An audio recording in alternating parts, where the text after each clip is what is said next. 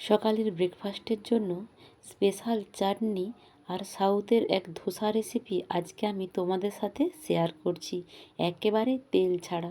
কিভাবে খুব সহজে তোমরাও বানিয়ে বাড়ির সবাইকে খাওয়াতে পারবে, তার জন্য পুরো ভিডিওটা আমার দেখতে হবে। আশা করছি খুব সহজে তোমরাও পারবে। নমস্কার, অন্বেষা গড়াই কুকিংয়ে আবারও একটি নতুন স্বাদের ভিডিওতে স্বাগত জানাচ্ছি। আজকে আমি বানাবো সাউথের একটি ধোসা রেসিপি খুব সহজেই। তার জন্য আমি চিড়ে নিচ্ছি, চিড়েটাকে একটু চালিয়ে নিচ্ছি। আমি 2 বাটি পরিমাণে চিড়ে নেব। প্রথমে আমি 1 বাটি চিড়ে নিয়ে চালনির সাহায্যে চেলে নিচ্ছি। আমি 2 বাটি চিড়ে নিলাম, আর এই 2 বাটি চিড়ের সাথে আমি 1 বাটি সুজি দেব, মানে 1 প্যাকেট পুরো সুজি দিয়ে দেব। 200 গ্রামের সুজি দিয়ে দিলাম, 200 গ্রামের। আর এর সাথে দেব আমি প্রায় 150 গ্রামের মতো টক দই। দেওয়ার পর আমি 2 বাটি জল দিয়ে দেব এর মধ্যে। জল দিয়ে এটাকে আমি ভিজতে দেব, কারণ চিড়ে সুজি দুটোই জল পেয়ে ফুলবে, পরিমাণে বাড়বে। তো আমার জলটা একটু কম হয়ে গেছে, তাই আবারও একটু আমি জল দিচ্ছি। আপনারাও যখন বানাবেন জলের প্রয়োজন হলে অবশ্যই জল দিবেন, আর আপনাদের পরিমাণটা একটু কম বেশি করে নিতেই পারেন, কোনো অসুবিধে নেই। আমার এই ভিডিওটি যদি পুরো টিপস অ্যান্ড টিপস সহ দেখেন, খুব সহজে বানিয়ে আপনারাও বাড়িতে খেতে পারবেন, একেবারে তেল ছাড়া। তো এটা আমি রেস্টে রেখে দিলাম প্রায় আধ ঘন্টা মতো। অন্যদিকে এই স্পেশাল চাটনিটা আমি বানিয়ে নেব। তার জন্য আমি ছোটো বাটির 1 বাটি মতো বাদাম নিয়েছি, মানে 150 গ্রাম।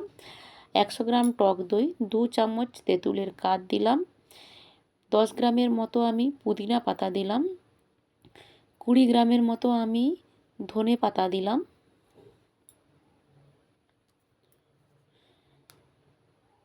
6-7টা মতো কাঁচা লঙ্কা দিলাম, তোমরা তোমাদের ঝালটা অনুযায়ী দেবে। 1 টুকরো আদা দিলাম। আমি নিরামিষ বানাচ্ছি, তোমরা যদি রসুন দিতে চাও অবশ্যই রসুন দিতে পারো। আমি মিক্সিং বুলে এটাকে ঢেলে নিলাম, আর মিক্সার গ্রাইন্ডারে একটু জল দিয়ে মিক্সার গ্রাইন্ডার ধুয়ে চাটনির মধ্যে দিয়ে দিলাম। স্বাদ মতো আমি বিট লবণ দিলাম, 2 চামচের মতো চিনি দিলাম, দিয়ে সব কিছু ভালো করে একসাথে সুন্দর করে মিশিয়ে নেব। এটাকে ভালো করে সুন্দর করে মিশিয়ে নিতে হবে। এর মধ্যে আমি একটা তড়কা দেব, যেহেতু সাউথের, তো তড়কাটা ওদের খুবই জরুরি। তার জন্য 2 টেবিল চামচ সর্ষের তেল দিলাম, তাতে সামান্য পরিমাণ সর্ষে দিলাম, 3-4টে মতো শুকনো লঙ্কা দিলাম, আর কারি পাতা দিলাম। যেহেতু সাউথের খাবার, কারি পাতাটা ওদের একেবারে মাস্ট। ওটাকে আমি একটা ছোট্ট অ্যালুমিনিয়ামের বাটি করে ভেজে নিয়ে ওর উপর দিকে দিয়ে দিলাম তড়কাটা। দেখুন কালারটা কত সুন্দর লাগছে, এতে স্বাদের পরিমাণ সত্যি অনেক গুণ বেড়ে যায়। আপনারা অবশ্যই ট্রাই করে দেখবেন, আশা করছি ভালো লাগবে। তো আমার চাটনিটা হয়ে গেছে, চাটনিটা আমি সরিয়ে নেব। এইবার আমি ধোসার যে ব্যাটারটা, ওই ব্যাটারটা রেডি করব।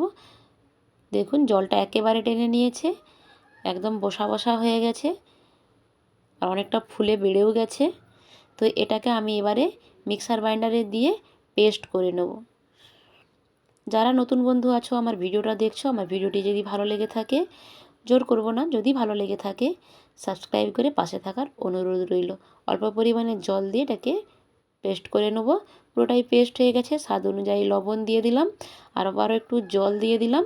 জল দিয়ে ভালো করে ব্যাটারটাকে ফেটিয়ে নিচ্ছি একটা হুইস্কির সাহায্যে।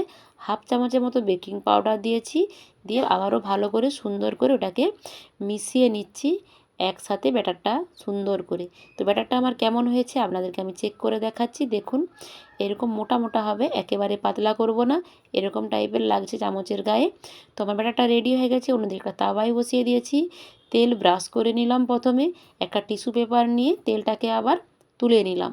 কোনো রকম তেল লাগবে না এই ধোসাটা বানানোর জন্য। 1 হাতা আমি ব্যাটার দিয়ে দেব। হাই টু মিডিয়াম ফ্লেমে রেখেছি গ্যাসটাকে। 1 হাতা দেওয়ার পর আমি তাওয়াটাকে একটু ঘুরিয়ে নিচ্ছি। এই ধোসাটা একটু মোটা মোটা হবে, একেবারে মচমচে হবে না, নরম সফট তুলতুলে হবে। দেখুন কতটা জালিদার হচ্ছে, ফুটোগুলো দেখেই আপনারা বুঝতে পারছেন। এইবার আমি এটাকে একটু উল্টে দেব। উপরটা হয়ে গেলে সাদা সাদা অংশটা কেটে যাবে, কুক হয়ে গেছে মনে হবে, তখন পাল্টে দিবে। উপরটা একটু হালকা ব্রাউন করে নামিয়ে নেবে। একই রকমভাবে আমি সবগুলোই বানিয়ে নিয়েছি। কতটা সুন্দর লাগছে দেখুন। আর ওই স্পেশাল চাটনির সঙ্গে পরিবেশন করছি। কতটা নরম সফট হয়েছে, হাত দিয়ে দেখাচ্ছি আপনাদেরকে, আপনারা দেখেই বুঝতে পারছেন। এবার আমি কেটে দেখাচ্ছি। আমার ভিডিওটি কেমন লাগলো অবশ্যই কমেন্ট সেকশনে আপনার মতামত জানাবেন। আপনি যদি ট্রাই করে থাকেন কেমন হলো তাও জানাবেন। আজকে বিদায় নিচ্ছি, সবাই ভালো থাকুন, সুস্থ থাকুন, টাটা।